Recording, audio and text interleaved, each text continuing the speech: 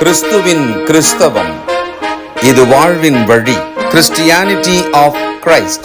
This is the way of life.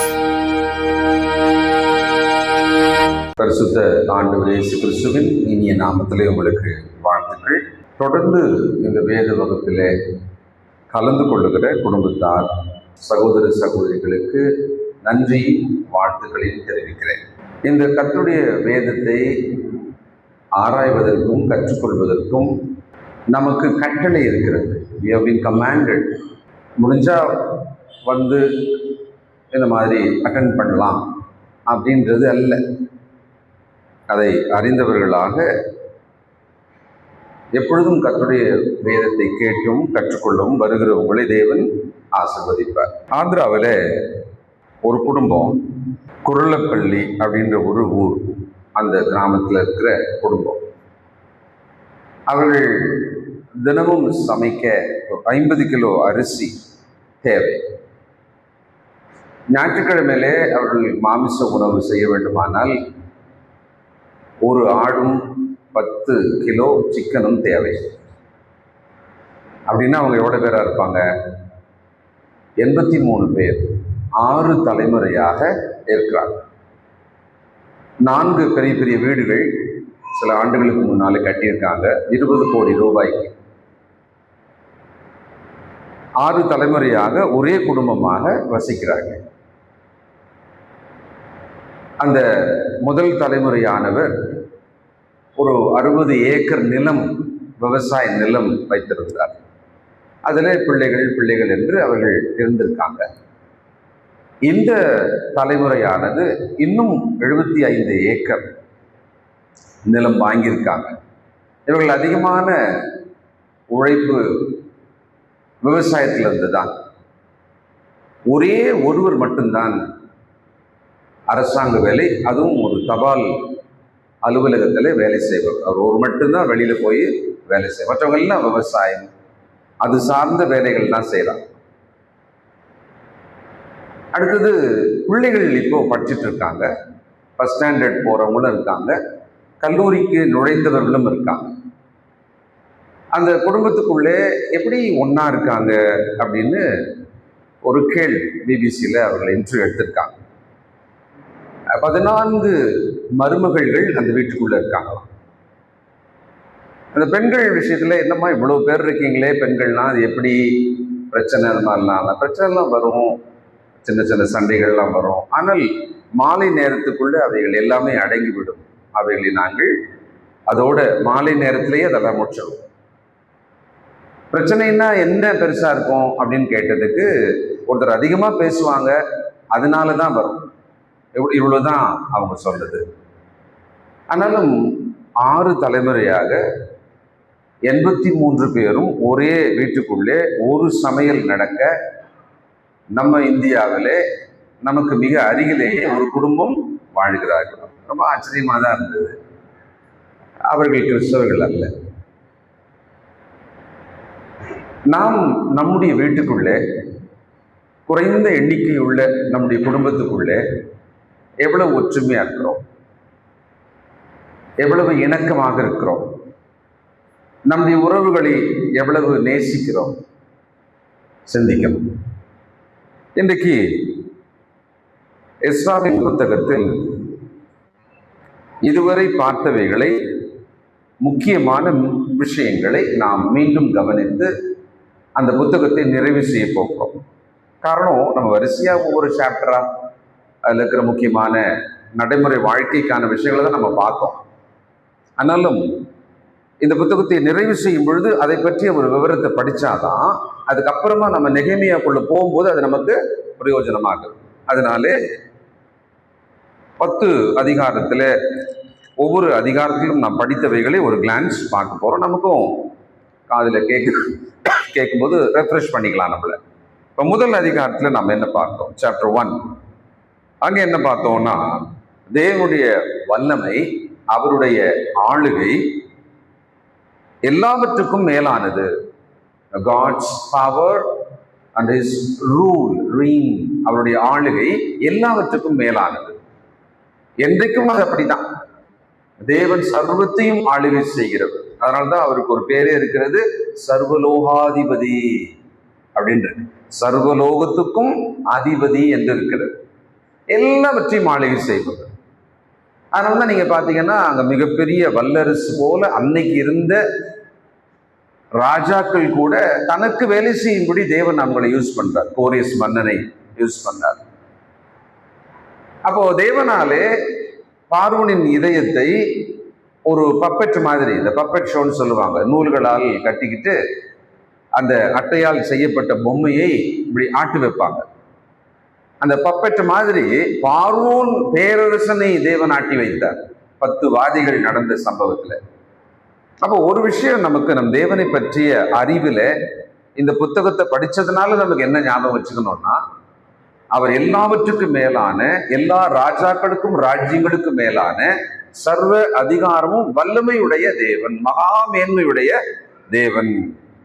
அதுல இன்னொரு முக்கியமான விஷயம் பார்த்தோம், அவர் தம் வாக்கை நிறைவேற்றுபவர். He fulfills his promises. அதை நம்ம சாப்டர் 1ல, ஏன்னா நீங்க விடுதலை வருவீங்க, இப்படி புறப்படுவீங்க, வந்து தேவாலயம் கட்டுவீங்க, மீண்டும் வந்து நீங்கள் உங்கள் வீடுகளில் குடியேறுவீங்க, எல்லாம் ரொம்ப வருஷத்துக்கு முன்னாடி சொல்லிட்டார் அவங்களுக்கு எல்லாம்.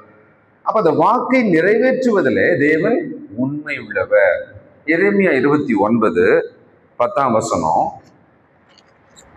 இதுக்கு சப்போர்ட்டா அந்த வசனத்தை நாம பார்க்கலாம். பாபிலோனிலே 70 வருஷம் நிறைவேறின பின்பு நான் உங்களை சந்தித்து. அப்போ தேவன் தம் வாக்கை நிறைவேறுகிற விஷயத்துல என்ன சொன்னாரோ அப்படியே நிறைவேற்றுவார். இந்த அறிவு ஏன் எனக்கு ரொம்ப தேவை? பழைய ஏற்பாட்டு வரலாறு பார்க்கிறோம், சொன்னாரு அப்படியே நிறைவேறிச்சு, சொன்னாரு அப்படியே நிறைவேறிச்சு, கரெக்டா நிறைவேறிச்சு அப்படின்றதை நான் ஏன் படிக்கணும், நான் ஏன் கேட்டுக்கிட்டே இருக்கணும் அப்படின்னா, இன்னைக்கு இயேசு கிறிஸ்துக்குள்ளே எனக்கு கொடுத்த வாக்கின் மேலே நான் நம்பிக்கை வைப்பதற்காகத்தான். அன்னைக்கு ஒரு தேசத்துக்கு சொன்னதை நிறைவேற்றினார், ஒரு குடும்பத்துக்கு சொன்னதை நிறைவேற்றினார், ஒரு தனிநபருக்கு சொன்னதை நிறைவேற்றினார், ஒரு ஸ்ரீயிடத்துல சொன்னதை நிறைவேற்றினார், ஒரு மகாராஜாவுக்கு சொன்னதை நிறைவேற்றினார். அப்படின்னா இன்னைக்கு அவருடைய பிள்ளையா இருக்கிற எனக்கு அவர் வாக்கை நான் நம்புவேனானால் அதை எனக்கு அவர் நிறைவேற்றுவார். இதுக்காக தான் வரலாறுலாம் படிக்கிறோம். அது ஒரு சுவாரஸ்யமான கதையா படிச்சு ஒரு பொன்னியின் செல்வனை ஞாபகம் வச்சுட்டு ஸ்லாகிக்கிற மாதிரி நம்ம விட்டுறோம். You have to convert what you study as your faith. அப்பதான் உதவி செய்யும். அடுத்தது இன்னொரு விஷயம், அந்த சாப்டர் 1ல என்ன பார்த்தோம்னா, தேவன் தமது நோக்கத்தை நிறைவேற்றுகிறவர். தேவன் தமது நோக்கத்தை நிறைவேற்றுகிறவர். அந்த நோக்கத்தை அவர் எப்படி நிறைவேற்றுறாருன்னு சொன்னா, முன்னாலேயே தீர்மானம் பண்ணிடுவார். தேவன் எல்லாவற்றையும் முன்கூட்டியே தீர்மானம் செய்து விடுவார். உலக தோற்றத்துக்கு முன்னாலேயே தீர்மானம் பண்ணிடுவார், அதை அப்படியே நிறைவேற்றிடுவார். உதாரணத்துக்கு 1 பேதுரு 1 நம்முடைய ரட்சிப்பை பற்றி ஆவியானவர் அதை எப்படி அழகா பிக்சரைஸ் பண்றார் பாருங்க. 2 வாசிக்கிறேன். பிதாவாகிய தேவனுடைய முன் அறிவின்படியே, அவர் முன்னால் தன் மனதிலே இதை வைத்திருந்தார். முன் அறிவின்படியே ஆவியானவரின் பரிசுத்தமாக்குதலினாலே கீழ்ப்படிதலுக்கும் இயேசு கிறிஸ்துனுடைய ரத்தம் தெளிக்கப்படுதலுக்கும் தெரிந்து கொள்ளப்பட்ட. அப்போ முன் அறிவு, ஏற்கனவே ஒன்றை பற்றி பல ஆயிரம் வருஷங்களுக்கு முன்னாலே நடக்க போகிறதை கூட தேவன் தன் மனதுக்குள்ளே தீர்மானிப்பார். முன் தீர்மானிக்கப்படுவதை, தன் நோக்கத்தை அவர் நிறைவேற்றுபவர். ஸோ இதை தான் நாம ஃபர்ஸ்ட் சாப்டர்ல பார்த்தோம். இப்ப சாப்டர் 2 போலாம். 2வது சாப்டர்ல என்ன பார்த்தோம்? அங்கே குறிப்பாக பெயர் பட்டியல் தான். இந்த பெயர் பட்டியல் என்பது ரொம்ப சலிப்பா இருக்கும் நமக்கு படிக்கிறதுக்கே. யாரையாவது படிக்க விட்டாங்கனாக்கா ஒரு பக்கத்துல எப்படியும் ஒரு 25 மிஸ்டேக் பண்ணிடுவாங்க. ஒரு பேரை படிக்கிறதுலேயே நம்மளாம் மிஸ்டேக் பண்ணிடுவோம். அதனாலேயே நம்ம ஸ்கிப் பண்ணிடுவோம். பேர் பட்டியல் யாராவது பைபிள் ரீடிங்ல வந்துச்சுன்னு சொன்னா அவங்க அவ்வளவுதான் பயந்துருவாங்க. அடடா நிறைய மிஸ்டேக் பண்ணுவோமே அப்படின்னு. அதனால we do more mistake in the genealogy list. அதனாலே அதை அப்படியே ஸ்கிப் பண்ணிடுவோம். இன்னொன்று, வெறும் பெயரை பற்றி என்ன ஆக போகுது அப்படின்றது நம்ம மைண்ட்ல ஏற்கனவே இருக்கு. ஆனால் இந்த பெயர் பட்டியல் என்பது என்ன முக்கியத்துவத்தை நமக்கு காண்பிச்சதுன்னு சொன்னா, அவ்வளோ பேரையும் ஏன் தேவன் லிஸ்ட்ல கொடுத்தாரு? அவங்க எல்லாருமே தேவாலயம் கட்டுவதற்காக, தேவபக்தி உள்ளவர்களாக, அதற்காக உழைக்க வேண்டும் என்று சொல்லி வந்தவங்க. அப்போ மீதியா அங்க வராம இருந்தவங்க என்ன? அவங்க அரசாங்க வேலையில இருந்தாங்க, அதிகாரத்துல இருந்தாங்க, செல்வத்துல இருந்தாங்க, நல்ல வீடு வாசலோட இருந்தாங்க. அவங்க என்ன பண்ணாங்க? நான் வேணா பணம் கொடுத்துட்றேன்ப்பா, நீங்க போயிட்டு தேவனுடைய ஆலய வேலையை பாருங்கள் அப்படின்னா. தேவன் என்ன பண்றாரு? இங்க புறப்பட்டு தேவாலயம் கட்டுவதற்காக வந்தாங்க பாருங்க, வேலை செய்ய வந்தாங்கல்ல, அவங்க பேர்லாம் லிஸ்ட் போடுறாங்க. அவர்கள் பட்டியல் பூரா கொடுக்குற, அதெல்லாம் படிச்சு பார்க்குற மாதிரி கொடுக்குறாரு. அவர்கள் இன்னொரு விஷயம் அந்த சாப்டர்ல பார்த்தது, அவங்க தங்கள் வீட்டுக்கு திரும்பினார்கள். அந்நிய தேசத்துல இருந்தாங்க. அவங்க ரொம்ப சந்தோஷமான விஷயம் என்னன்னா, நம்ம வீட்டுக்கு போக போறோம், நம்ம கிராமத்துக்கு போக போறோம், நம்ம ஊருக்கே போக போறோம் அப்படின்னு ஒரு விஷயம் இருக்குல்ல, அது அந்த சாப்டர்ல நம்ம பார்க்கலாம். அவர்கள் தங்கள் வீட்டுக்கு திரும்பினார்கள். அடுத்தது, அடிமைதன ஒரு தேசத்துக்குள்ள விடுதலையான மாதிரியே நீங்க இருங்கன்னு சொல்லிட்டாலும் கூட, அந்நிய தேசத்துல போய் ஒருத்தர் வாழ்றாருன்னா இங்க இருக்கிற மாதிரி ரொம்ப ஃப்ரீயாலாம் இருக்க முடியாது. நம்ம ஊர்ல நம்ம பகுதியில நம்ம வாழ்ந்துட்டு இருக்கோம்ல, நம்மளே ஒரு ஃபாரின்ல போயிட்டு பிஆரை வாங்கி கிரீன் கார்டுமே வாங்கி கூட இருப்போமே. ஆனாலும் ஏதோ ஒரு விஷயத்துல நமக்கு ஒரு அந்நியம் என்பது நம்ம கண்கள்ல, நம்ம உணர்வுல அது இருந்துகிட்டே தான் இருக்கும். எமிகிரன்ஸோட உணர்வு, மனநிலை அப்படிதான் இருக்குமா. அப்ப இவங்களுக்கு இன்னொரு விஷயம் என்னன்னா, சாப்டர் 2ல பாக்குறது, இவங்க எல்லாருமே வீட்டுக்கு வராங்க. இன்னொன்னு, விடுதலையான ஒரு வாழ்க்கையை காற்ற சுவாசிக்கும்படி இவங்க வராங்க, சொந்த மண்ணுக்கு வராங்க அவங்க. அப்போ there is a freedom. தன்னுடைய இடம், தன் வீடு, தேவன் தனக்கு கொடுத்த ஒரு இடம் சொல்லி அந்த ஒரு சுதந்திரமான ஒரு இடத்துக்கு அவங்க வராங்க. இன்னொரு விஷயம், அவள் ரொம்ப கர்த்தரை நேசித்தவர்கள், அதனால கர்த்தருடைய வேலையாக வராங்க. கர்த்தரை நேசித்தவர்கள், அதனால கர்த்தருடைய வேலையை அவங்க வராங்க. சரி, இப்ப என்னன்னா, இந்த வந்தாங்க, அங்க இருந்து பணம் கொடுத்தாங்க, இவங்க ரெண்டு பேரும் நடுவில் என்ன வித்தியாசம்? அப்ப நான் அந்த ஒரு வார்த்தையை நான் பயன்படுத்தினேன். யாருக்காவது ஞாபகம் இருக்கா? சாய்ஸ். சாய்ஸ் உங்களுது. சாய்ஸ் அவங்களுக்கு இருந்தது. நான் நிலத்தெல்லாம் வித்துடுறேன், அதெல்லாம் தூக்கிட்டு நான் வர்றேன்னு சொன்னா வாங்க, இல்லை நான் பணம் தான் கொடுக்குறேன் நீங்க போங்க, ஓகே. நான் தேவாலயம் கட்டணும், நான் வர்றேன் அப்படின்னா வாங்க. சாய்ஸ் நம்மளது தான். அப்ப இன்னைக்கும் கூட ஒரு ஆவிக்குரிய மனுஷனாக, ஒரு ஆவிக்குரிய மனுஷியாக, ஒரு ஆவிக்குரிய குடும்பமாக நான் வளரணும் அப்படின்னு நினைச்சா சாய்ஸ் நம்மளது தான். நம்ம எந்த சாய்ஸ் எடுக்கிறோம்? எல்லாம் வசதியா இருக்கு, எல்லாம் அருமையா இருக்கு, டிஸ்டர்ப் பண்ணிக்க வேணாம், இங்கேயே இருப்போம். அந்நிய தேசம்னா என்ன? அவன் ஒண்ணு ஞாபகம் வச்சுக்கல, தேவாலயம் அங்க கிடையாது. இந்த பக்கம் வந்தா மட்டும்தான் தேவாலயம். அவன் அதை யோசிக்கல, அவன் அதை மைண்ட்ல வச்சுக்கவே இல்லை. பல நேரங்களில் நாம் உலகத்தில் பல தேசங்களில் போய் பணம் ஈட்டலாம் என்று நினைக்கிற விஷயத்துல சபை கூடி வருதல். எனக்கு தெரிஞ்ச சில சகோதரர்கள் 25 வருஷம் கூட அவர்கள் மட்டும் கர்த்தருடைய பந்தியை ஒரு அறையில் எடுத்தவர்கள் உண்டு. ஆனா அவங்க இந்த பக்கம் வந்துட்ட பிறகு தங்களை ரொம்ப வித்தியாசமா, தாங்கள் ரொம்ப பக்தியா இருக்கிறதா காண்பித்து கொண்டே இருப்பாங்க. ஏன் தெரியுங்களா? அவங்களுக்கு ஒரு வழியே கிடையாது. ஏன்னா அவங்க மேல ஒரு அடையாளம் வந்துடுச்சு. அவங்க சபை கூடியே வரல. அப்ப அவங்க எப்பவுமே தங்களை எப்படி காமிச்சுக்கிட்டே இருப்பாங்க, ட்ரை பண்ணிட்டே இருப்பாங்கன்னா, நான் பக்தியா தான் இருக்கேன், நான் விசுவாசம்லாம் விட்டுறல, அப்படி காமிச்சுக்கிட்டே ட்ரை பண்ணிட்டு இருப்பாங்க. நமக்கு ரொம்ப இயல்பா, ரொம்ப சுலபமா கர்த்தருடைய சமூகத்துக்கு வருவதற்கான வாய்ப்பை கடவுள் வச்சிருக்கிறார். ஆனா இப்படி இயல்பா வந்து விடுதலையோடு தேவனை தொழுது கொள்ள, கர்த்தருடைய வார்த்தை கேட்க நமக்கும் சில மன தடைகள், நம்முடைய எண்ண தடைகள், நம்முடைய அபிப்பிராய தடைகள் நிறைய முட்டி மோதிக்கிட்டே இருக்கு.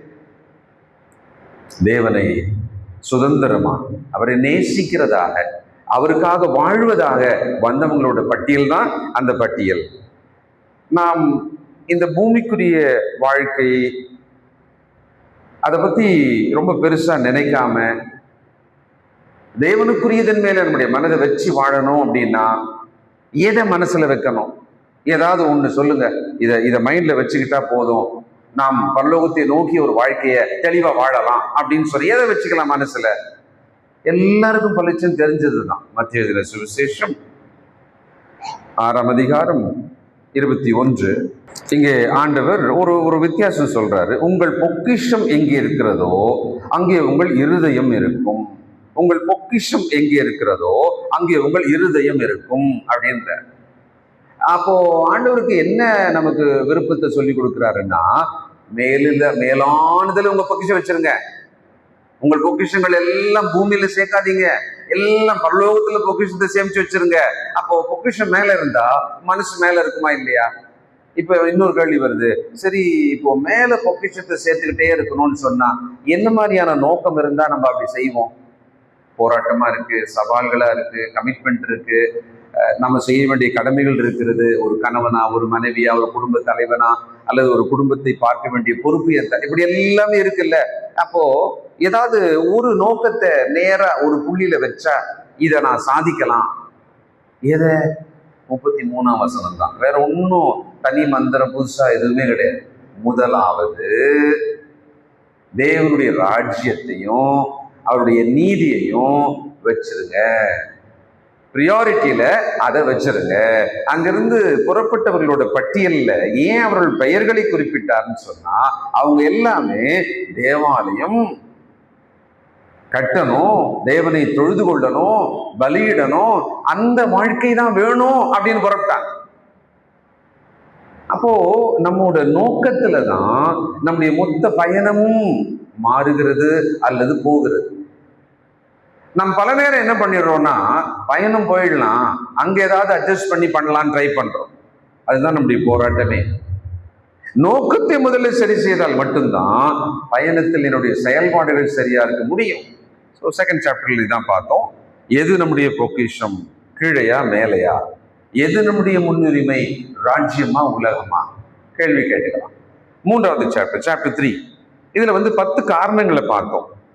10 காரணங்கள் அப்படின்னு ஒரு பட்டியல் நான் அதில் கொடுத்துருந்தேன்.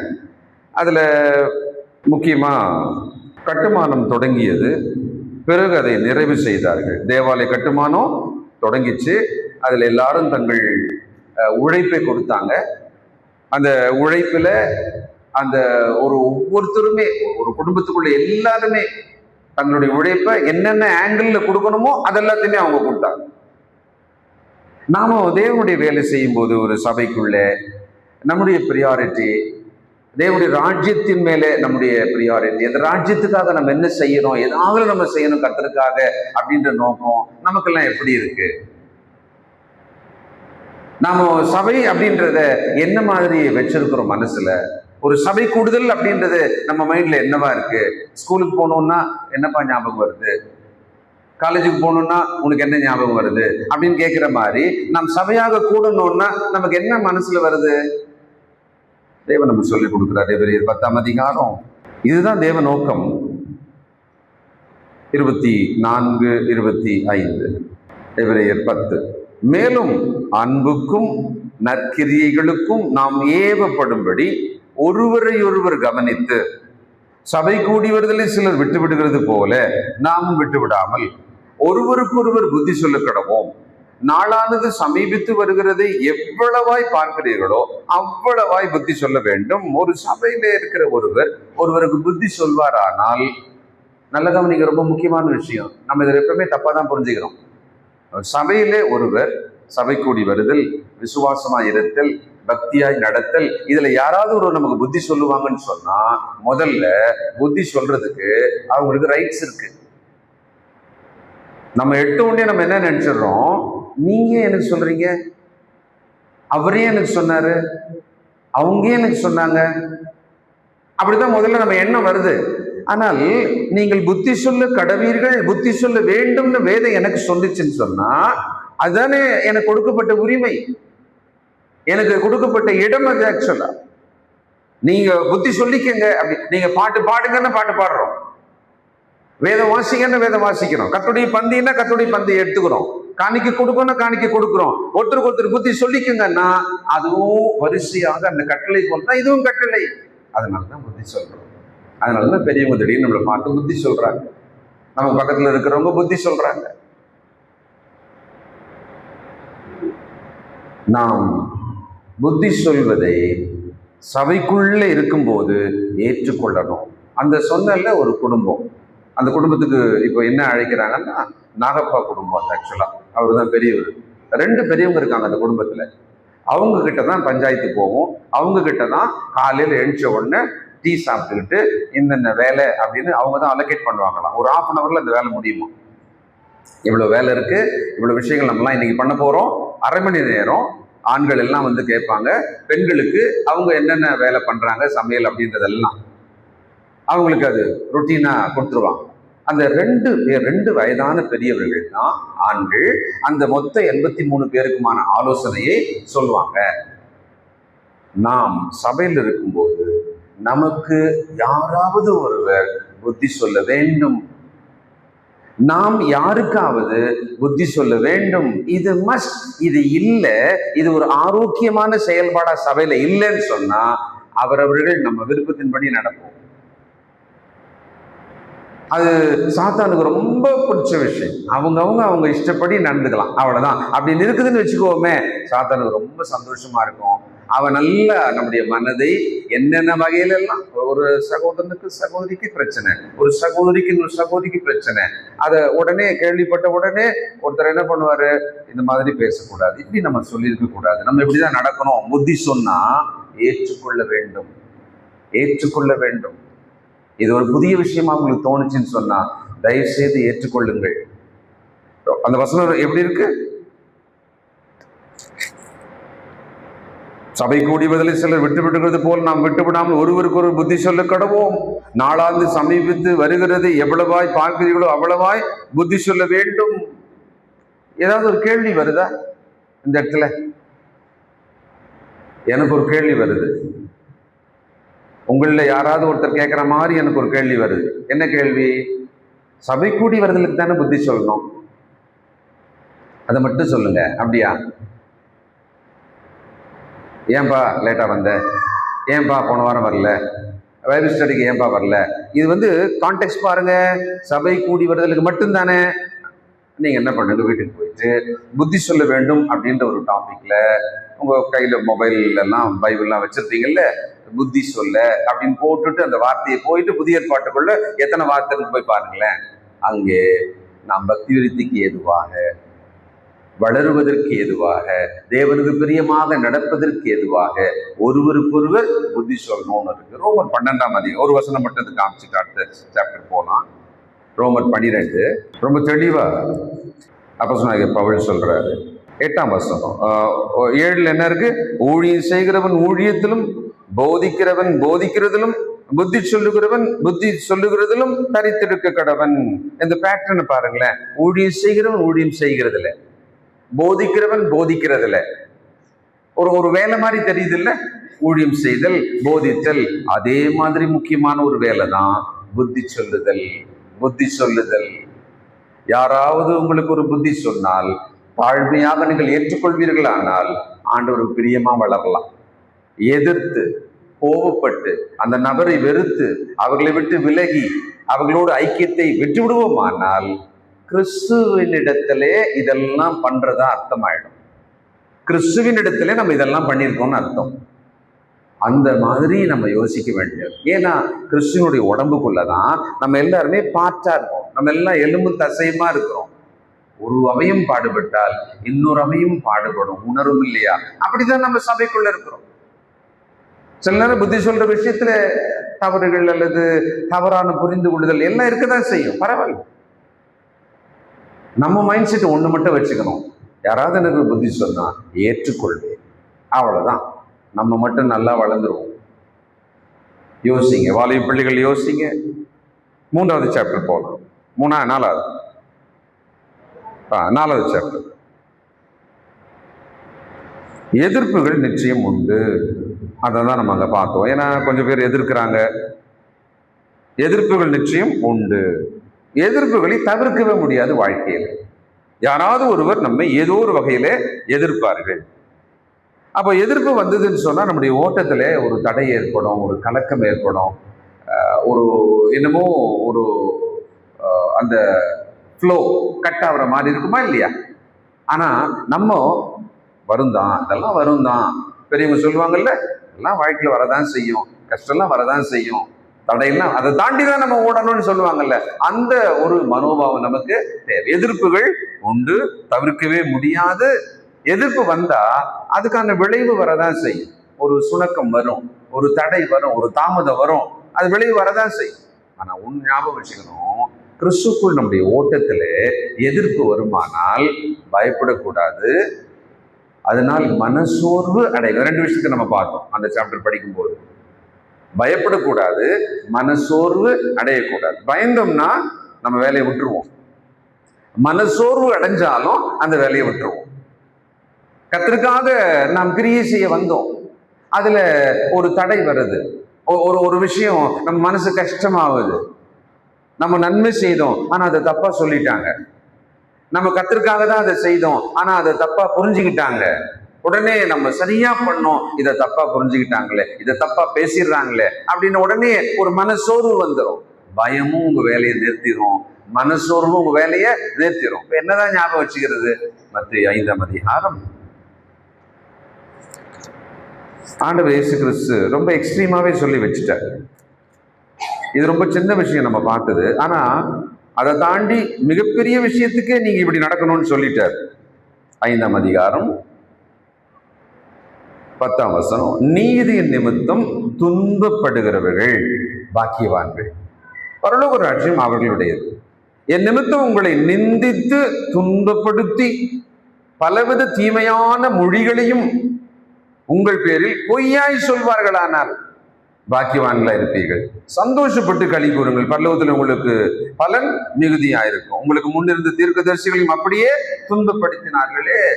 இது ஒரு ப்ரொஃபஷன்ல ஒரு பாட்டுன்ற மாதிரி இது ஞாபகம் வச்சுக்கணும். நம்ம கர்த்தருக்காக பயன்பட வருவோமானால் நம்மை நிந்திப்பார்கள். எல்லாரும் நம்மளை பாராட்டிட்டே இருக்க மாட்டாங்க, எல்லா நேரமும் நம்மளை பாராட்டி தூக்கி பேசிக்கிட்டே இருக்க மாட்டாங்க. தவறான மொழிகளை பேசுவார்கள், தவறாக புரிந்து பேசுவார்கள். நம்முடைய ஓட்டத்தை நிறுத்த ஏதோ ஒரு வகையில சாத்தான் முயற்சி செய்யும். பாராட்ட வேண்டியவர்களே நம்மை பாராட்ட மாட்டார்கள். எக்ஸ்ட்ரீமா சொல்லியிருக்க, நிந்தித்து துன்பப்படுத்தி பொய்யாய் சொல்லி இவ்வளவு தூரம் நடந்தா கூட நீங்க சந்தோஷமா இருக்கு. சந்தோஷமா இருக்கணும்னா என்ன? சந்தோஷமா அந்த கர்த்தருடைய வேலையை செய்யணும், அந்த கர்த்தருடைய வேலையை செய்து நிறைவு செய்யணும். அவர்கள் தேவாலயம் கட்ட முயற்சி செய்தார்கள், கட்டி கொண்டிருந்தார்கள், எதிர்ப்பு வந்தது. சுத்தி 4-5 தேசத்துல இருந்து எல்லாரும் வந்து கேட்கறாங்க, என்ன பண்றீங்க என்ன பண்றீங்க, யார் எங்க இன்சார்ஜ் யாருவா அப்படின்லாம் கேட்க ஆரம்பிச்சிட்டானுங்க. அப்படியே தடை வந்தது. ஏறக்குறைய 15-16 வருஷங்கள் அதுக்கப்புறம் கட்ட முடியாம நின்றுச்சு. நம்முடைய ஆவிக்குரிய வாழ்க்கையில எதிர்ப்புகள் கண்டிப்பா வரும், அதை தவிர்க்க முடியாது. ஆனா நம்ம எப்படி நடக்கணும்னா பயந்துடக்கூடாது. அது கர்த்தருடைய வேலையானால், அது தேவனுடைய வேலையா இருக்குமானால், அது நீதியான வேலையா இருக்குமானால் பயப்படக்கூடாது. அடுத்தது இப்படி சொல்லிட்டாங்களே, என்னை இப்படி சொல்லிட்டாங்களே அப்படின்னு பரபரப்பாயிட்டு அதை நாமளே இன்னும் சிக்கலாயிடக்கூடாது. நான் நிறைய நேரம் அப்படிதான் பண்ணிடுறோம். நம் மீது ஒருவர் தவறான அபிப்பிராயம் வச்சிட்டாருன்னு சொன்னா அதை பேசி சரி பண்ணணும்னு மட்டும் என்னைக்குமே ட்ரை பண்ணாதீங்க. நான் வாழ்க்கையில கத்துக்கிட்டது. ஒரு தவறான அபிப்பிராயம் வந்துச்சுன்னு எனக்கு தெரிஞ்சு போச்சு, சரி நம்ம போய் உட்கார்ந்து அவங்ககிட்ட பேசிடுவோமே, அந்த தவறு மட்டும் செய்யாதீங்க. என்னோட ஒப்பீனியன், என்னுடைய அனுபவம். சரி அப்ப என்னதான் பண்றது? தப்பா நினைச்சிட்டாங்களே, என்ன பண்றது? சரியாக செய்து செய்து செய்து உங்கள் செய்கை வழியாக அவர்கள் இருதயத்திலே மாறும் அளவுக்கு செய்யுங்க. இதுதான் பெஸ்ட் வழியா இருக்க முடியும். ஏன்னா தப்பா நினைச்சிட்டாங்கன்னு சொல்லிட்டு நம்ம உடனே அவங்ககிட்ட பேச போய் நம்ம பேச்சுல வர இன்னொரு வார்த்தை அப்படியே மறுபடியும் அங்க ஒரு கம்மா போட்டு விட்டுறோம், அது தப்பா மறுபடியும் நினைச்சிருவாங்க. இப்படியே போயிட்டே இருக்கும். வேணா நீங்க உங்க அனுபவத்தை கொஞ்சம் யோசனை பண்ணி பாருங்க, பார்க்கலாம். சரி, அடுத்த சாப்டருக்கு போவோம். சாப்டர் 5. கர்த்தருடைய வேலை செய்வதற்காக நிறைய பேர் முன் வந்தாங்க, எல்லாரும் தங்களை ஒப்பு கொடுத்தாங்க. அதுல அவர்களுக்கான ஞானம் வேணும் அப்படின்னு நாமும் பார்த்தோம். ஞானத்தோடு வேலை செய்யும்படி எல்லாரும் தங்களை ஒப்பு கொடுத்தாங்க. அந்த அந்நிய ராஜாக்கள் அதிபதிகள்லாம் வந்து பார்த்து பேசினாங்க. பார்த்தீங்களா? இவங்களை பார்த்த உடனே அவங்க ஒண்ணு தெரிஞ்சிச்சு. அவங்க ரொம்ப விரோதமான எண்ணப்போக்குல தான் வந்தாங்க. ஆனா அவங்க கண்ணுக்கு ஒண்ணு தெரிஞ்சுதான். என்ன தெரிஞ்சது பாருங்க. எஸ்ரா 5ஆம் அதிகாரம் 5வது வசனம். எஸ்ரா 5:5 வாசிங்க. எட்டுகிற வரைக்கும்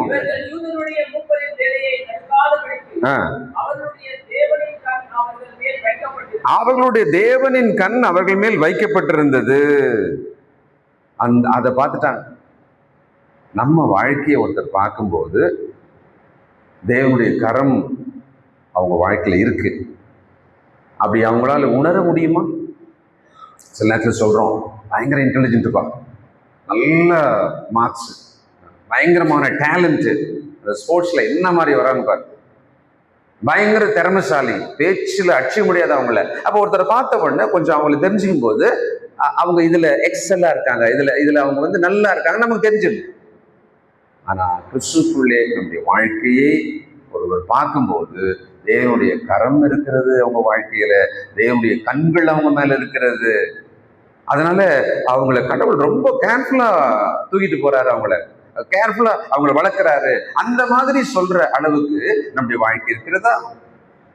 5வது சாப்டர்ல அவங்களே அந்த விட்னஸ் கொடுக்குறாங்க. சாப்டர் 6 பாருங்க. அதுல என்ன பார்த்தோம்? ஆலய பணி நிறைவடைந்தது, ஒரு பஸ்கா பண்டிகையை கொண்டாடினாங்க, எல்லாருக்குமே ரொம்ப மகிழ்ச்சி, ரொம்ப நல்லா இருந்தது. அதுல நம்ம என்ன பார்த்தோம்னா, இன்னைக்கு நாமே தேவனுடைய ஆலயம், நாமே தேவனுடைய ஆலயம். அதை பழுது பார்த்தாங்க, அதை ரீபில்டு பண்ணாங்க. அதுல வந்து தேவனுக்கான பலி செலுத்தும் நேரம் வந்தப்போ பலி செலுத்தினாங்க, பண்டிகை நேரம் வந்தப்போ பண்டிகை கொண்டாடினாங்க. எல்லாமே ஃப்ளோ வந்துடுச்சு நல்லா. இப்போ நாமும் இன்னைக்கு நம்முடைய சரீரமாகிய தேவாலயத்தை எப்படி வச்சிருக்கோம்? இந்த சரீரமான தேவாலயத்துக்கான ஒரு ஹானர் இருக்கா? இந்த கேள்வி கவனிச்சிங்களா? இந்த சரீரமாக தேவாலயத்துக்கு உங்களுக்கு ஒரு மதிப்பு இருக்கிறதா? Do you honour your body? Do you honour your physical body? ஏன்னா இது தேவனுடைய ஆலயம்னு வசனம் சொல்லு. அதெல்லாம் நான் கீழ்ச்சிக்குவேன், அதெல்லாம் நான் ஒடிச்சுக்குவேன், அதெல்லாம் நான் குடிச்சு கெடுத்துக்குவேன்,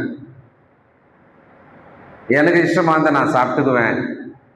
அப்போ இந்த தேவாலயத்தை ஏதோ ஒரு வகையில ஒரு கெட்ட பழக்கத்தால தான் கெடுக்கணும்னு அவசியமே இல்லை. நாம் இதற்கு என்ன செய்கிறோம் என்பதில், அது என்ன ஆகிறது என்பதில் நமக்கு ஒரு ஜாக்கிரதை இந்த காலத்துல முக்கியமா தேவை. இந்த காலத்துல தேவை. நீங்கள் தூக்கத்தையே அசக்தியா விட்டுட்டீங்கன்னு வச்சுக்கோமே, தூங்குறதெல்லாம் முக்கியம் இல்லைன்னே விட்டுடா வச்சுக்கோமே, that too you are spoiling the temple of God. அது வழியா கூட நீங்கள் உங்கள் தேவாலயத்தை கெடுக்கிறீங்க. நம்ம கெடுக்கிறோம் தான் அர்த்தம். தயவுசெய்து யோசிங்க. அன்னைக்கு அந்த பிசிக்கல் தேவாலயத்தை கட்டுறதுக்கு எப்படி தடை வந்தது, எதிரி வந்தான், அதே மாதிரிதான் நம்ம தேவாலயத்தை நாம பில்ட் பண்ணி தேவனுக்கு பிரியமா ஆரோக்கியமா வளரணும் அப்படின்ற விஷயத்துல நமக்கு தடைகள் வரும். நாமளே தடையா இருப்போம், பிற தடைகள் சுற்றிலும் வரதான் செய்யும். ஆனா வேதம் சொல்லுகிறது, நீங்கள் தேவனுடைய ஆலயம். இந்த தேவ ஆலயத்துல நல்லா இருந்தா, நல்ல கவனிங்க, முக்கியமான விஷயம், நம்ம நல்ல ஆரோக்கியமா இந்த தேவாலயத்தை நல்லா வச்சுக்கிட்டா, இதுல இருந்து தினமும் ஒண்ணு நீங்க தேவனுக்கு கொடுத்துக்கிட்டே இருக்கணும். நம்ம என்ன தினமும் தேவனுக்கு இதை கொடுத்துக்கிட்டே இருக்கணும். இந்த பிசிக்கல் பாடியில இருந்து இதை நம்ம தேவனுக்கு கொடுத்துக்கிட்டே இருக்கணும். எபிரேயர் 13:15 ஆகையால் அவருடைய நாமத்தை துதிக்கும் உதடுகளின் கனியாகிய ஸ்தோத்திர பலியை அவர் மூலமா எப்பொழுதும் தேவனுக்கு செலுத்த கடவோம். நல்லா யோசிங்களேன். சமீப நாட்களில தேவனை துதிக்கும்படியாக, அவரை பாடி புகழும்படியாக நம்ம எவ்வளவு ஆரோக்கியமா இருக்கோம். நம்ம பாடல் பாடுற விஷயத்துல நம்முடைய உடல், நம்முடைய மனம் எவ்வளவு அழகா செயல்படுது. அந்த விஷயத்துல நிறைய பேருக்கு அப்படி செயல்படுதா? சபையிலே பாடும் பொழுது ஒரு 40% பேர் சத்தமா பாடுற மாதிரி தெரியுது, மீதி பேர் லெசன் பண்ற மாதிரி தெரியுது, மீதி பேர் வேற எங்கேயோ போயிட்ட மாதிரி தெரியுது. யோசிக்கலாம். அதுக்கு நம்முடைய சரீர பலவீனமா இருக்கலாமா? எது வேணாலும் இருக்கு. அப்போ இந்த சரீரமாகிய தேவாலயத்துல எப்பொழுதும் ஒரு பலி செலுத்தி கொண்டே இருக்கணும். அன்னைக்கு தேவாலயம் இருந்தப்ப தினமும் அனுதின பலி, அனுதின தூபம் செலுத்திக்கிட்டே இருந்திருக்கிறாங்க 1500 வருஷமா. அது அப்படியே இங்க தேவன் எனக்கு சொல்றாரு, உங்களுக்கு சொல்றாரு, நீங்க சரீரமே தேவாலயம், நான் வந்து வாசம் பண்றேன், உதடுகளின் கனியாகிய ஸ்தோத்திர பலிய எனக்கு செலுத்திக்கிட்டே இருங்க. சுலபமாயிட்டார். எவ்வளவு சுலபமாயிட்டார். இந்த துதிகளில் தேவன் ரொம்ப பிரியப்படுறார். இதெல்லாம் செய்யறோமா? ரொம்ப busy, two busy we are. நாம இந்த உலக வாழ்க்கை வாழ்வதில் ரொம்ப கவனமா இருக்கும். தேவனை துதிப்பதை ஒரு பொருட்டாக, ஒரு ஒரு ஒரு வேலையாக, தினமும் செய்ய வேண்டிய ஒன்றாக நிறைய கிறிஸ்தவங்க மனசுல ஞாபகமே இல்லை. தயவுசெய்து யோசிங்க. இதை படிக்கிறதோட நோக்கம் இதுதான். பிரியமான பலியை நாம் செலுத்தணும். எல்லா ஜாக்கிரதையோட தேவனுடைய கட்டளையின்படி நாம் நடக்கணும். இப்போ சாப்டர் 6 21 and 22 பாருங்க. ஒரு நல்ல விஷயத்தை மீண்டும் நாம் கவனிக்கலாம். 6ஆம் அதிகாரம் 21 22 எஸ்ரா. அப்படியே இஸ்ரவேல் புத்திரரும்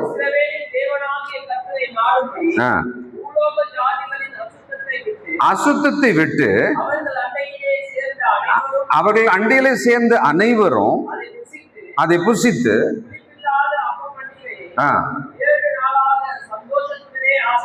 சந்தோஷத்துடனே ஆசரித்தார்கள்.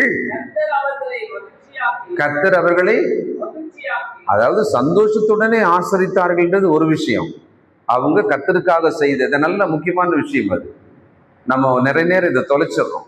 சந்தோஷத்துடனே கர்த்தருடையதை அவர்கள் செய்த போது கர்த்தர் அடிஷனல் என்ன பண்ணார்? அவர்களை மகிழ்ச்சியாக்கி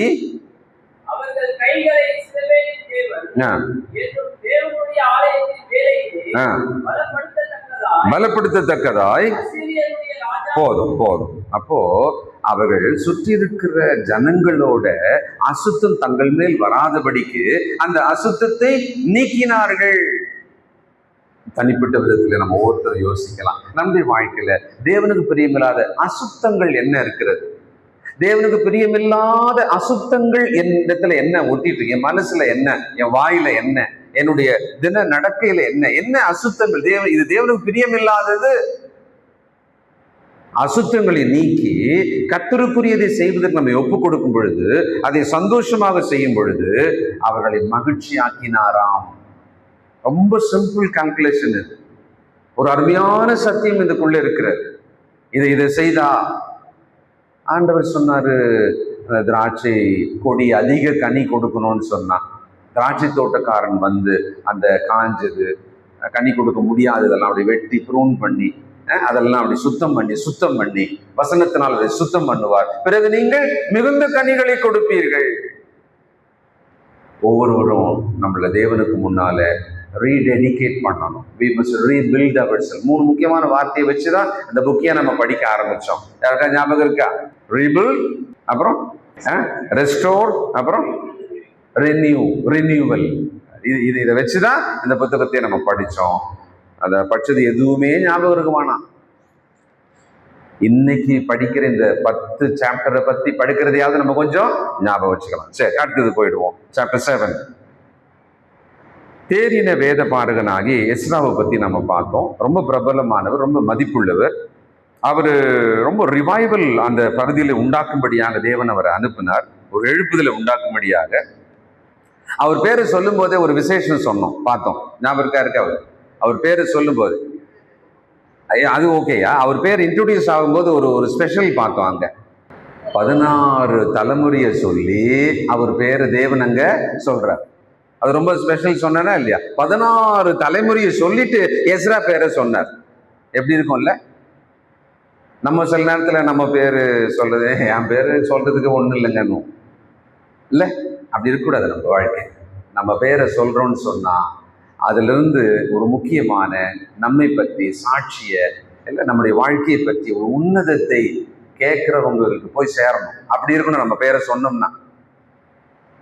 எஸ்ராவை பற்றி சொல்வதற்கு தேவன் 16 தலைமுறைகளை சொல்லி அந்த மனுஷனை சொல்றார். புறஜாதி ராஜா சொல்றாரு, அவன் தேறின வேத பாரகன். மதிப்பு அங்கேயே ஒரு பெரிய மதிப்பு, புறஜாதி நடுவில் மதிப்பு இருக்கிறது. நாம கிறிஸ்துக்குள்ள இருக்கிறோம், நம்மை சுற்றி இருக்கிற சமுதாயத்துக்கு நடுவில் நமக்கான மதிப்பெண். அவர் வேத பாரகன், ஆசாரியன், ஒரு நல்ல தலைவன். அவரை இப்படி சொல்லலாம்னு ஒண்ணு சொன்னேன், ஞாபகம் இருக்கா? எஸ்ராவை அவருடைய லீடர்ஷிப்ல அவரை இப்படியும் சொல்லலாம். we can say he is a second Moses, இரண்டாவது மோசேன்னு அவரை சொல்லலாம். இரண்டாவது மோசேன்னு அவரை, ஏன்னா he was leading இல்லையா? இரண்டாவது மோசேன்னு சொல்லலாம். Okay, right. அதுல 7-10 தான் நமக்கு ஐயா சொன்ன மாதிரி அந்த வசனம் தான் ரொம்ப முக்கியம். அதுல இருக்கிற 3 முக்கியமான விஷயம் என்ன? அவர் எப்படி தன்னை பக்குவப்படுத்தினாராம்? ஆராயவும், செய்யவும், சொல்லவும். ஆராயவும், செய்யவும், சொல்லவும். ஆராயவும், அந்த இடத்துக்கே நம்ம நிறைய பேர் வர வேண்டியது. கர்த்தருடைய வசனங்களை ஆராயவும், அதுக்கே நம்மள ஒப்பு கொடுக்க வேண்டி இருக்கிறது. அதுக்கு அடுத்தது செய்யவும், அந்த கமிட்மெண்ட் ரெண்டாவது இடத்துல அதை வச்சாராம். அது ரொம்ப முக்கியமா இருக்கு. அதுக்கப்புறமா தான் சொல்லவும் இருக்கு. இதுதான் பேட்டர்ன். இதெல்லாம் படிக்கிறதோட ஒரு விஷயம் என்னன்னா, மைண்ட்ல இந்த பேட்டர்னை வச்சுக்கணும். கர்த்தருடைய வார்த்தையை கேட்கணும், அதை ஆராய்ந்து கவனிக்கணும், அதை ஆராய்ந்து பார்க்கணும். இதுல ஒரு பெரிய விஷயம் என்ன தெரியுங்களா? நீங்க கர்த்தருடைய வசனத்தை ஆராய்ந்து படிங்கல. இந்த சாப்டர் என்ன சொல்லுது, 2-3 முறை படிப்போம், அதுல இந்த வார்த்தை ரொம்ப நல்லா இருக்கு அப்படின்னு அதை ஆராய்ந்து படிச்சு பாருங்களேன். நல்ல நல்ல ஒரு விஷயம், ரொம்ப பிரயோஜனமான விஷயம், உங்களுக்கு தேவையான ஒரு நல்லது நீங்க எடுத்துக்கலாம். அதுல இருந்து கட்சிடும். நான் இப்பெல்லாம் அகஸ்டன் ஐயாவோட வீடு ஒரு ரெனோவேட் பண்ணிட்டு இருக்கிறேன். அப்போ அங்க போவேன். ஒரு 10 முறை நான் போனேன்னு சொன்னா 9 முறை முக்கியமா ஒரு இடத்துக்கு போய் நின்றுடுவேன். ஒரு கொம்பு எடுப்பேன், அவரும் கூட வந்துடுவார். எனக்கு தேவையை அந்த பறிச்சு சாப்பிட்டுருவேன். என்ன? கொய்யா மரம். நான் நேரம் அங்கதான் போயிடுவேன். அப்போ ஆராய்ஞ்சு பார்ப்போம், அந்த எங்க இருக்கு. அது ரொம்ப சந்தோஷமா இருக்கு. இப்ப கூட மனைவிகள் 2 1 பிடிக்கணும் வந்துட்டேன். ஆராய்ந்து பார்த்தா உங்களுக்கு தேவையானது உங்களுக்கு கிடைக்கும். கர்த்தருடைய வேதம் அப்படிப்பட்ட ஒரு விசேஷம் உள்ளது. இது நல்ல ஞாபகம் வச்சுங்க. when you read and search with all your heart, when you read and search the scripture, you will get good things for you. உங்களுக்கு தேவையான, உங்களுக்கு எது தேவையோ அதுல இருந்து கடவுள் உங்களுக்கு கொடுத்துருவார். இது அனுபவம். படிங்க, வேதத்தை படிக்காம அதை என்னமோ ஒரு பூஜைக்கு தேங்காய் பழம் ஒரு கூடையில் அப்படியே எடுத்துன்னு காமிச்சிட்டு அப்படியே எடுத்துன்னு போயிடுவாங்க. இல்ல, எனக்கு தெரிஞ்சு அந்த தேங்காயை அந்த பழத்தை அவங்க சாப்பிடுவாங்களான்னு எனக்கு தெரியல. அது மாதிரி சாப்பிட்றாங்களா எனக்கு தெரியல. அந்த மாதிரி சாப்பிடுவாங்களா? நான் இந்துக்களாக இருக்கும்போது போய் பூஜைக்கு எடுத்துன்னு போயிட்டு வந்ததை சாப்பிடுவாங்களா? அதை உடச்சிட்டு எல்லாரும் கொடுத்துருவாங்களா? சாப்பிட்ருவாங்களா? நாம பைபிளை அப்படியே எடுத்துன்னு போயிடுறோமா? அதை நம்ம சாப்பிட்டாதானே இல்லையா? ஆராய்ந்து பாருங்கள். ரைட், சாப்டர் 8 முடிச்சிடலாம். சத்துருக்களின் நடுவில் பயணம். நம்முடைய வாழ்க்கை பல நேரம் எதிரிகள், எதிர்ப்புகள் அப்படின்றத பார்த்தோம். இது இன்னும் கொஞ்சம் கூடுதலா இருக்கிறது. சத்துருக்களின் நடுவிலே வாழ வேண்டியது, பயணிக்க வேண்டியது நமக்கு ஒரு கட்டாயமாக கூட இருக்கலாம். அப்படி ஒரு வாழ்க்கை சில நேரத்தில் இருக்கும். அது ரொம்ப கஷ்டமான விஷயம். ஆனாலும் ஆபத்து என்பதை அடையாளம் காணணும். திறமையுள்ளவர்களோடு, தேவனுக்கு பயப்படுகிற, தேவனை சார்ந்தவர்களோட கூட இருக்கணும். நம்ம கூட யார் இருக்கிறாங்க அப்படின்னா, ஆபத்துல நமக்கு உதவி செய்யக்கூடியவங்க நம்ம கூட இருக்கணும். நாம ஆபத்துல உதவி செய்யற நபராக நாம இருக்கணும். அப்போ சத்துருக்கு நடுவில் இருந்தாலும் பிரச்சனையே கிடையாது. மொத்த தேசமும் நடுங்குது, சேனை நடுங்குது, ராஜா நடுங்குறார். ஒரு ஆள் போய் நின்னா, ஒரு வாலிபன், நடுக்கம் எல்லாம் மாறி ஒரு பெரிய சந்தோஷம் அந்த தேசத்துக்கே வந்தது. கோலியாத்துக்கு முன்னால, சத்துருக்கு முன்னால நாம் நிக்கலாம். ஆனால் நமக்காக யார் இருக்கா? நாம் யாராக இருக்கிறோம், அது ரொம்ப முக்கியம். நம்ம ஒரு பரதேசி போலதான் இந்த வாழ்க்கையில வாழ்ந்துகிட்டே இருக்கோம். நம்ம ஒரு பரதேசி, அந்நியரும் பரதேசிகளும் நாம். அப்படிதான் நம்முடைய வாழ்க்கை போயிட்டே இருக்கும். சாப்டர் 9. இந்த சாப்டர் 8க்கு 2 வசனம் எழுதிக்கிங்க, அப்புறம் படிச்சுக்கங்க. 1 பேதுரு 2:11, பிலிப்பியர் 3:20. சாப்டர் 8க்கு அது அந்நியரும் பரதேசிகளும், பூமி நம்முடைய குடியிருப்பு அல்ல. சாப்டர் 9ல முக்கியமான பிரச்சனைய ஒருவர் எஸ்ரா கிட்ட சொல்றாங்க. அவர் அப்படியே உழுந்து புரண்டு சட்டையை கிழிச்சுக்கிட்டு அழுது தேவனை நோக்கி தன்னையும் அந்த பாவத்துக்குள்ள இன்க்ளூட் பண்ணிட்டு ஒரு பெரிய ஜெபம் பண்றார். ஒரு முக்கியமான ஜெபம் பண்றார். நாங்கள் பாவம் செய்தோம், இவர் செய்யல, ஆனா இவர் இன்க்ளூட் பண்ணிக்கிறார் அது உள்ள. நாங்கள் பாவம் செய்தோம் அப்படின்னு சொல்லி, அந்நிய பெண்களால் குழப்பம், பாவம், துன்பம்.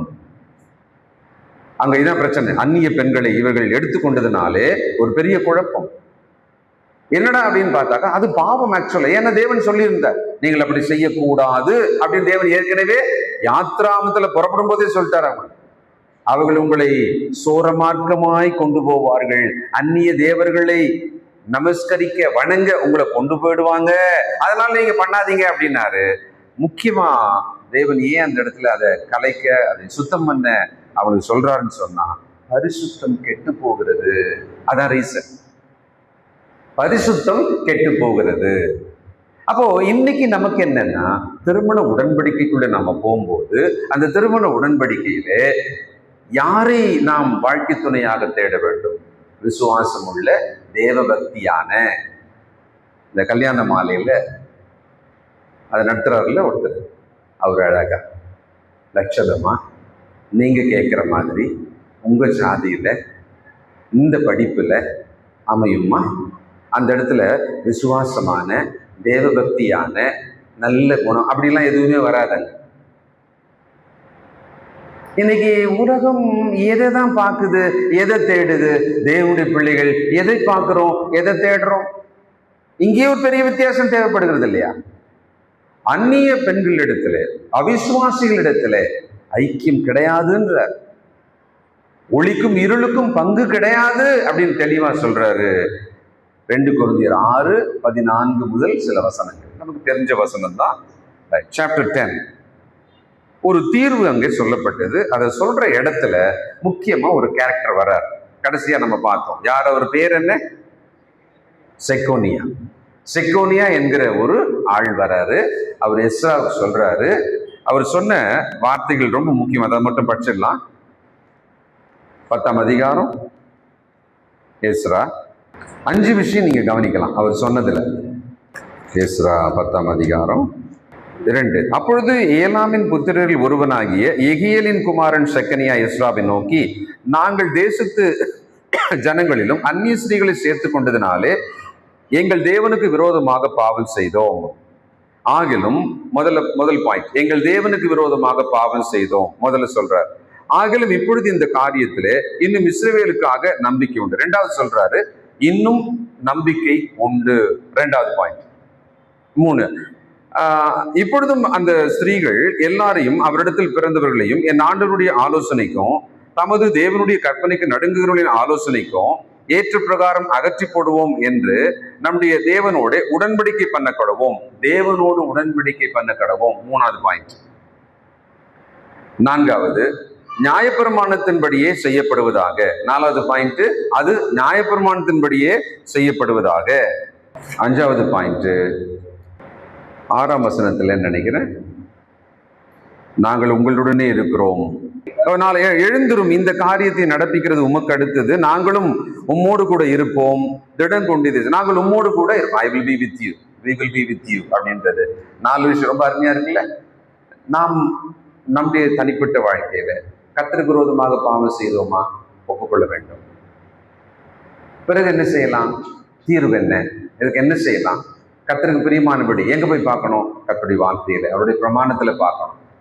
மனம் திரும்பணும்.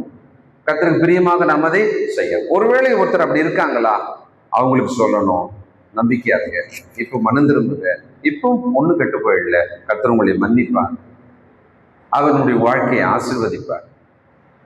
இந்த பெரிய பாவம் அதை நீங்க முடிவு பண்ணாதீங்க, நீங்க மனம் திரும்புங்க, உங்களை ஒப்பு கொடுங்க, உங்களோட தான் இருக்கும். ஸோ இந்த 10 அதிகாரங்கள்ல பார்த்த விஷயங்கள் ஒரு 20-30 கூட இருக்கலாம், சின்ன சின்னதா சொல்றதா இருந்தா.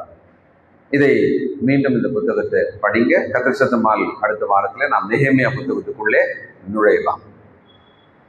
ஜெபம் செய்வோம். நாம் யாரும் எழுந்து நிற்போம். இந்த நாளிலே நமக்காக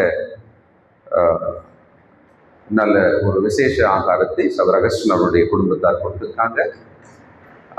வருகிற 15ஆம் தேதி அவருடைய துணைவியார் மிஸ்ஸஸ் அகஸ்டின் வசந்தி சகோதரி அவர்களுக்கு பிறந்த நாள்.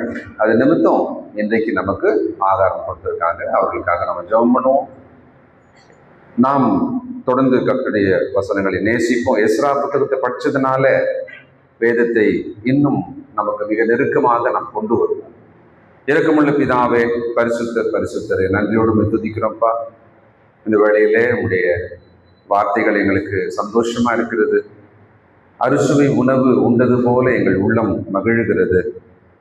இதோ ஏதாகலும் மன தடைகள் உங்களுடைய பிள்ளைகளுக்கு இருக்குமானால் இதை சுவைக்க முடியாமல், இதை அனுபவிக்க முடியாமல் அதையெல்லாம் நீக்கி போடும். உம்முடைய வேத வசனங்களை ஒரு தேனிலிட்ட பணியாரம் போல என்று தாவீது சொல்லுகிறாரு. அப்படி சுவைக்க உங்களுடைய பிள்ளைகளுக்கு உதவி செய்யும் தகப்பனே. ஒவ்வொருவரையும் ஆசீர்வதியும். தொடர்ந்து இன்னும் அநேகராக வந்து உடைய வார்த்தையை ஆராய்ந்து படிக்கவும், அதனால் நற்குணசாலிகளாய் மாறவும் பெரோயா பட்டணத்தாரை போல எங்களை ஆசீர்வதியும். எங்களை தாழ்த்து நாளை ஆகாரம் கொடுத்த குடும்பத்தை, விசேஷமாக சகோதரியை ஆசீர்வதியும். இயேசு கிறிஸ்துவின் நல்ல நாமத்தில் நன்றியோடு துதித்து ஜெபிக்கிறோம் பிதாவே. God bless you.